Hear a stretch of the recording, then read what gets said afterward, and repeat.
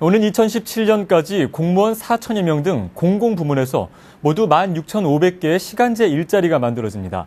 정부가 오늘 발표한 시간 선택제 일자리 활성화 추진 계획, 브리핑 내용 직접 들어보겠습니다.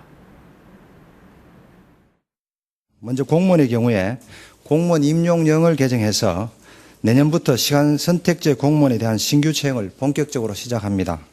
그렇게 해서 신규 채용에 대해서는 특히 어퍼머티브 액션 등과 같이 시간 선택제 공무원 채용 목표 비율을 설정을 해서 2017년까지 약 4천여 명을 채용해 나갈 계획입니다.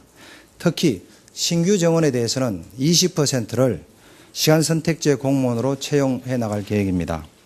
아울러 공정한 인사와 처우를 위해서 시간 선택제 공무원에 대해서는 겸직 허용 범위를 확대하고 특히 공무원 연금 적용 방안에 대해서도 이를 적극 검토하기로 하였습니다. 교사의 경우도 공무원과 동일하게 신규 정원의 20%를 시간 선택제로 채용하는 등 채용 목표 비율을 설정해서 운영하기로 하였습니다.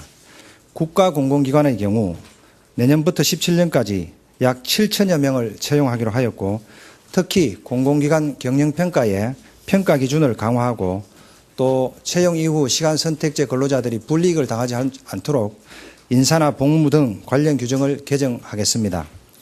우선 한 2주 뒤 11월 26일에는 삼성, 롯데 등 10여 개 그룹 대기업 계열사가 참여하는 대규모 시간 선택제 채용 박람회를 개최합니다. 이를 통해 약 1만여 명의 양질의 시간 선택제가 창출될 것으로 기대하고 있습니다. 아울러 내년부터는 시간 선택제 일자리를 창출하는 기업에 대해서는 인건비, 사회보험료 등 재정 지원을 더욱 확대해서 시간 선택제 일자리를 창출하는 기업의 부담을 다소나마 덜어줄 계획입니다.